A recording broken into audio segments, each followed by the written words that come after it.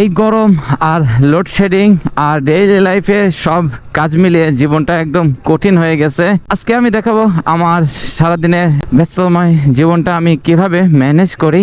তো সেই জিনিসটা আজকের এই ভিডিওতে আপনাদের সাথে আমি শেয়ার করব। তো আজকের এই ভিডিওটা অনেক অনেক বেশি ইন্টারেস্টিং হবে। তো চলুন আজকের এই ভিডিওটা আমরা শুরু করি। আসসালামু আলাইকুম, হে everyone, this is Tafsirul Islam. Welcome to my YouTube channel vlogs by Tafsirul. মূলত আজকে সকাল সকাল বের হয়েছি, খুব একটা কাজ ছিল না, এডিটিং মোটামুটি সবগুলো শেষ।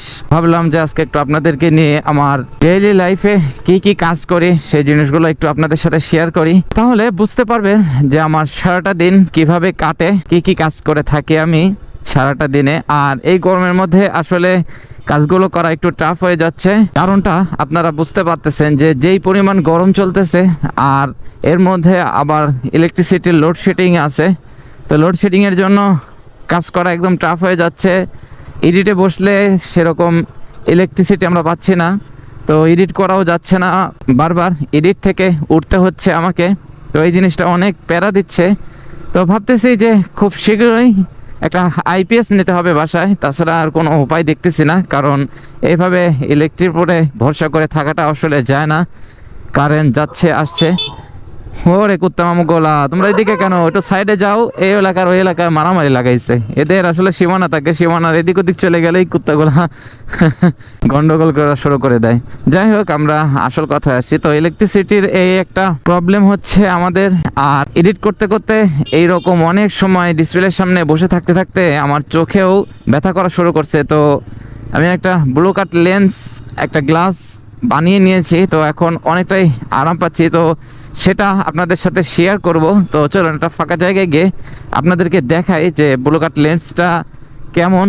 আর এটা আসলেই অনেক উপকারী একটা গ্লাস। কারণ একটা জিনিস আপনারা বুঝুন যে যখন আপনার এই চোখে কোনো গ্লাস না নেওয়ার কারণে আপনি যদি চোখে সমস্যা হয়, তখন কিন্তু অনেক টাকা আপনার চলে যাবে, কিন্তু সেই চোখটা কিন্তু আগের সেই পাওয়ার পাবে না। এটা মূলত আমাদের শাপলা চত্বর, আমাদের থানার। তো এইখান থেকে এখন আমরা একটু ব্যস্তময় শহর থেকে বের হয়ে একটু লোকালয়ে যাচ্ছি, আপনাদের সাথে একটু ভালো করে আড্ডা দেওয়ার জন্য। আর একটা সুন্দর জায়গাও নিয়ে যাচ্ছি। তো মূলত প্রত্যেকটা দিন আমি যেটা করে আপনাদের সাথে হয়তো ক্যামেরায় আসা হয় না, সেরকমভাবে দেখানো হয় না যে আমার সারাদিনের কি কাজগুলো আমি করি, কি কি ব্যস্তময় সময় পার করি, আর কেমন করে দিনটা আর কি ম্যানেজ করি এই গরমের মধ্যে। তো আপনারা চেষ্টা করবেন এই গরমে কিছু টিপস আপনাদেরকে দেই। যারা বাড়ি থেকে বের হবেন, গরমের মধ্যে বের হওয়ার আগে প্রচুর পরিমাণে পানি খেয়ে বের হবেন। আর একটা পানির বোতল সঙ্গে নিয়ে বের হওয়ার চেষ্টা করবেন। পানির বোতল সঙ্গে নিয়ে বের হলে আপনারা পানি পিপাসা পেলে খেতে পারবেন। আর চেষ্টা করা উচিত এই যে সিজনাল যে ফলগুলো আছে গরমের, তরমুজ, কাকড়, কলা, এই প্রোটিন জাতীয় খাবারগুলো আপনাদের খাওয়া উচিত, তাহলে শরীরটা অনেক হেলথি থাকবে। কারণ শরীরের যত্ন নেওয়াটা আগে আমাদের প্রয়োজন। আপনি শরীরের যত্ন না নিয়ে 24 ঘন্টায় কাজ করে যাবেন, এক সময় দেখা যাবে যে আপনি অসুস্থ হয়ে পড়ে আছেন। আমাদের শরীর একটা ইঞ্জিনের মতো, কারণ এই শরীরকে যত যত্ন নেবেন, শরীর তত আপনাকে ফিট রাখবে, তত সুন্দরভাবে আপনি কাজগুলো করে যেতে পারবেন। আপনার বয়সটা যখন বেড়ে যাবে, তারপরেও আপনি ফিট আছেন, আপনার কাজ করতে এনার্জি লাগে। এজন্য শরীরকে সবসময় হেলদি রাখা, শরীরকে সবসময় চেষ্টা করা হেলদি খাবার খাওয়ানো, তাহলে দেখবেন যে আপনি নিজেও সুস্থ থাকতে পারবেন, একদম শেষ পর্যন্ত আপনি ফিট থাকতে পারবেন, আপনাকে দেখে অসুস্থ মনে হবে না। অনেক সময় দেখা যায় যে আমরা বাইরের মানুষদের বয়স যখন 70, 65 এগুলো প্লাস বয়স দেখি, আর আমাদের দেশের মানুষদের বয়স 45 বা 50 এরকম দেখি, তখন দেখা যায় যে ওদের যে বয়স আর আমাদের দেশের মানুষের যে বয়স অনেক ডিফারেন্স থাকার পরেও দেখা যায় আমরাই বৃদ্ধ বেশি মনে হয় আমাদেরকে দেখে। এটার কারণ একটাই যে আমরা আমাদের শরীরের যে মেনটেনেন্সের বিষয়গুলো থাকে এগুলো মানি না, খাবার দাবার খুব অসতর্কভাবে খাওয়া দাওয়া করি। এখানে এক ঘুঘু পাখি দেখতে পাচ্ছেন, পাখিটা কিন্তু অনেক অনেক বেশি সুন্দর। গ্রামে আসলে এই জিনিসগুলো আপনারা দেখতে পারবেন, উপভোগ করতে পারবেন। তো সামনে না যাই, পাকা রাস্তা এটুকুই পর্যন্তই আমরা ঘোরাই নেই। তো সেই জন্য চেষ্টা করা উচিত হেলদি খাবার খেয়ে শরীরকে ফিট রাখার, তাহলে আপনার আয়ু শেষ হওয়া পর্যন্ত আপনি ফিট থাকতে পারবেন, শরীর সুস্থ রাখতে পারবেন, সুস্থ রেখে কাজগুলো শেষ করতে পারবেন। তো আমরা সামনে একটু দাঁড়াই, আর এই জায়গাটা কেমন আপনারা অবশ্যই কমেন্ট করে জানাবেন।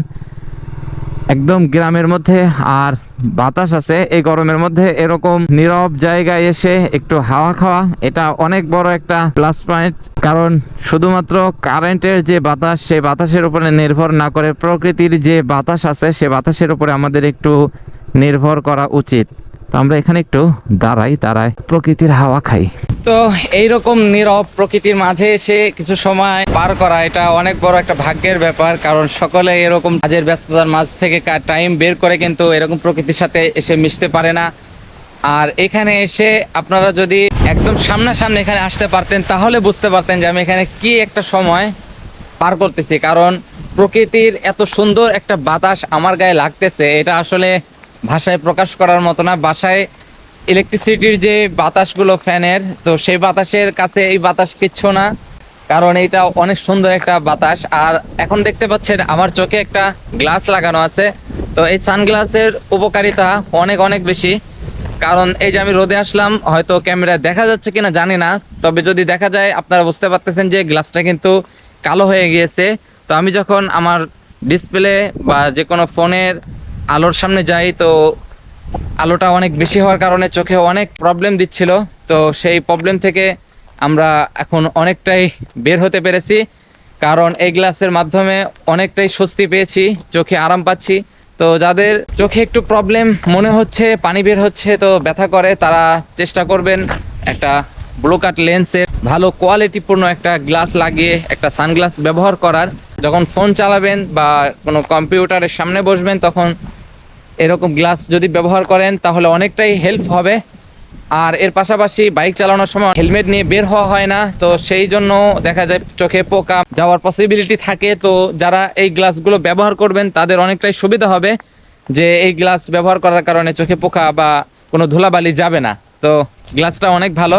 আর এই প্রকৃতির সাথে মিশতে পেরে অনেকটাই ভালো লাগতেছে, মনে একটা অন্যরকম ফিলিংস কাজ করতেছে যে একটা ফ্রিডম পাচ্ছি।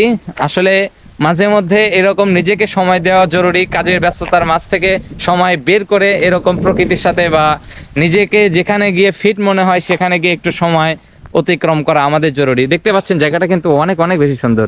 ক্যামেরায় কতটুকু দেখা যাচ্ছে জানি না। এখানে রাস্তাটা দেখতে পাচ্ছেন একদম গ্রামীণ পরিবেশ।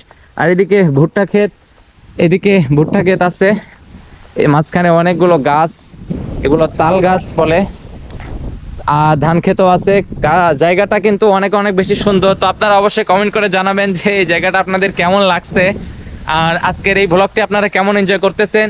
তো চলুন, আমরা অনেকক্ষণ এখানে বসে আড্ডা দিচ্ছি আর ভালো লাগতেছে আমার কাছে। এখান থেকে যাওয়ার ইচ্ছা করতেছে না, কিন্তু আরও অনেক কাজ আছে। তো আর কিছু সময় এখানে বসে থাকবো, বসে থাকার পরে আমার বাদবাকি যে কাজগুলো আছে সেগুলো সারার জন্য যাব।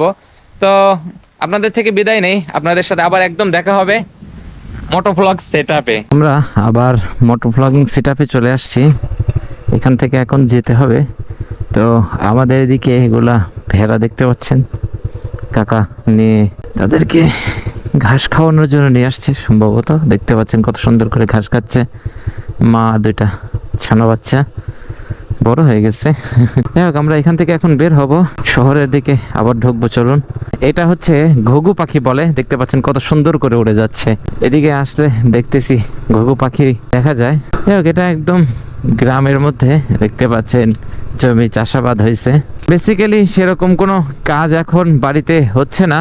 খুব দ্রুত আমি অনেক কাজের একটা ব্যস্ততার মধ্যে পড়ে যাব, কাজের প্রেশারটা বেড়ে যাচ্ছে দিন দিন। আসলে জীবনে কিছু করতে গেলে স্ট্রাগল করতে হবে, এটাই স্বাভাবিক। অনেক স্ট্রাগল করার পরে আসলে সফলতা আসে। তো এই দিক দিয়ে এখন আমরা সরাসরি চলে যাব শহরের দিকে। এই জায়গাটা কেমন আপনারা অবশ্যই কমেন্ট করে জানাবেন। আজকে আপনাদেরকে একটু গ্রাম নিয়ে ঘুরলাম, কারণ খুব দ্রুত হয়তো আমাকে শহরের দিকে একদম চলে যেতে হবে। ঢাকার দিকে যাওয়ার কাজকর্ম করার জন্য, আবার ব্যস্ত হওয়ার জন্য যেতে হবে। তো ঢাকার ভিডিও হয়তো সামনে আসতেছে। ঢাকাতে গেলে বাচ্চাগুলো এখানে সাইকেল চালাচ্ছে, কিছুজন খেলাধুলা করতেছে। যাই হোক, ইলেকট্রিসিটির যে একটা লোডশেডিং হচ্ছে সেইখানে বাচ্চাগুলো এটা করা অনেক ভালো। গাছের ছায়ার নিচে খেলাধুলা করুক, নিজেদের সময় পার করুক, এটাই চাই, ভালো হবে। যাই হোক, আমাদের খুব দ্রুত কাজের প্রেশারটা বেড়ে যাবে। ঢাকায় গেলে খুব দ্রুত হয়তো ঢাকায় চলে যাব। আপনারা দোয়া করবেন। কাজগুলো এদিকে গোছাই নেই, কিছু কাজ বাকি আছে এখনো।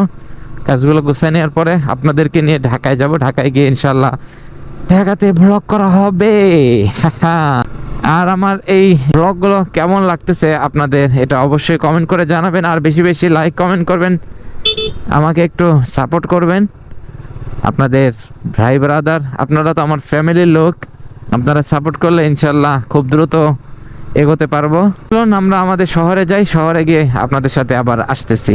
আমরা কথা বলতে বলতে আমাদের সেই আড্ডা দেওয়ার জায়গায় চলে এসেছি, পুরান ব্রিজ নন্দগোজা নদীর ওপরে।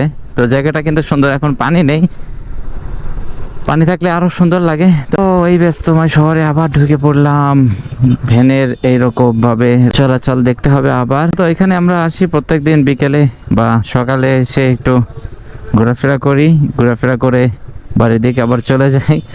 কাজ এখন এটাই হচ্ছে, এর পাশাপাশি বাড়িতে অনেক কাজ আছে, আর আপনাদের জন্য ভিডিও রেডি করতে হয়, প্রত্যেকদিন এডিট করতে হয়, কিন্তু কারেন্টের যে একটা লোডশেডিং চলতেছে এটার জন্য আসলে মুশকিল। তো তরমুজ দেখতে পাচ্ছেন, খুব সুন্দর তরমুজ হচ্ছে। আমাকে একটা ডাব খেতে হবে, কারণ ডাব খেলে শরীরটা অনেকটা সুস্থতা লাগতো। দেখি একটা ডাব খাওয়া যায় কিনা, একটু দেখি ভাইয়া। ডাব কত করে ভাইয়া? সবগুলাই ছোট বড় সব 100? একটা পানি বেশি দেখে কাটেন তো, একটাই খাবো এখনই, পানি একটু বেশি আছে এরকম দেখে কাটেন। তো এই হলো আমাদের ব্যস্তময় শহর। তো এখন ডাবটা একটু খেয়ে নেই, তারপরে আপনাদের সাথে আবার আসতেছি। তো ডাব খাওয়া শেষ। দেখছেন কেমনে যাব বলেন, রিক্সাগুলো যেদিক সেদিক দিয়ে আসা, এটা আসলে দেখতেও ভালো লাগে না। তো যে যার রাস্তা দিয়ে যদি যাওয়া আসা করতো খুব ভালো হতো। তো এটা হলো আমাদের ব্যস্তময় রাস্তা। বাবুল ভাইয়ের সাথে একটু আড্ডা দেই, বাবুল ভাইয়ের সাথে একটু কথাবার্তা বলে তারপরে দেখি আপনাদের সাথে আবার আসা যাবে। এখানেও এসে কিছুটা সময় আর কি পার করি, ভাইয়ের সাথে কথা বললে অনেক অনেক ভালো লাগে। কি অবস্থা ভাইয়া? আসসালামু আলাইকুম। এদিকে আসছিলাম, বললাম একটু বাজারও ঘুরে যাই, আপনাদের সাথে কথাও বলে যাই। না এইদিকেই, আমার একটু ডেইলি লাইফ আপনাদের সাথে শেয়ার করতে আসছি আর কি। এখন বর্তমানে আপনিও আছেন। না ভাইয়ের যে অবস্থা, 6 লাখ টাকার স্বর্ণের চেন নিয়ে আর কি ঘুরতেছে, এটা আসলে ঠিক না ভাই। গেটাপে চলতেছেন, আমি বলছি আপনার সাদাইয়া পড়তে হবে। যাই হোক, ভাইয়ের সাথে একটু আড্ডা দিয়ে এরপরে আসতেছি আবার। বেশ কিছুক্ষণ সময় বাবুল ভাইয়ের সাথে আড্ডা দিলাম, মানুষটার সাথে আড্ডা দিলে ভালো লাগে। কথাবার্তা শেষ করে আমরা এখন চলে যাব বাড়ির দিকে। কাজ কাম এগুলো শেষ মোটামুটি, প্রত্যেকদিন এভাবে এসে কিছুক্ষণ সময় ভাইয়ের সাথে আড্ডা দিই, কিছুক্ষণ সময় কাজকর্ম থাকলে সেগুলো সেরে ফেলি। তো বেসিক্যালি আজকে আপনাদেরকে নিয়ে এটাই একটু শেয়ার করার ইচ্ছা ছিল, যে দৈনন্দিন জীবনে কেমনভাবে সময় পার করতেছি গ্রামে এসে। তো ঢাকায় গেলে আবার ঢাকার ব্যস্ততময় সময় পার করব, তখন আসলে বুঝাইতে পারবো তখনকার কাজগুলা। এখন যেহেতু গ্রামে আছি, সেরকম বড় কোনো কাজ নেই, যেগুলো আছে এগুলা টুকটাক গোছাই নিচ্ছি। আজকে বাজারে অনেক মানুষের ভিড় হয়েছে, মূলত কয়েকটা গ্রামের মানুষ আমাদের এইদিকে এসে, আমাদের এই বাজারে এসে কেনাকাটা করে, যাবতীয় প্রয়োজনীয় সব জিনিস এখান থেকে কেনাকাটা করে, সেজন্য একটু ক্রাউড সবসময় বেশি থাকে। যাই হোক, এটা বড় কোনো ব্যাপার না। তো আমরা এখন দিক দিয়ে বাড়ির দিকে চলে যাব। মূলত এইরকম একটা ব্যস্তময় শহর আপনাদেরকে নিয়ে ঘোরাঘুরি করলাম, আর আজকের যে গল্পগুলো করার ইচ্ছা ছিল, যেগুলো শেয়ার করার ইচ্ছা ছিল, সেগুলো আপনাদের সাথে শেয়ার করলাম। তো আজকের এই ভিডিওটা অনেক বেশি লং হয়ে গেছে, তো চাচ্ছি না আর বেশি এই ভিডিওটা লং করতে। তো একটা সুন্দর রাস্তায় গিয়ে আজকের এই ভিডিও থেকে বিদায় নেই। যদি আজকের এই ভিডিওটি আপনাদের ভালো লেগে থাকে তাহলে অবশ্যই একটি লাইক করবেন, কমেন্ট করে আপনার মতামতটি জানাবেন, শেয়ার করে দিয়ে আপনার বন্ধুদেরকে দেখার সুযোগ করে দেবেন। দেখা হচ্ছে পরবর্তী ভিডিও নিয়ে, নতুন কোনো জায়গায়, নতুন কোনো রাস্তায়। সে পর্যন্ত আপনারা ভালো থাকুন, সুস্থ থাকুন, আল্লাহ হাফেজ, আর চিল করতে থাকুন।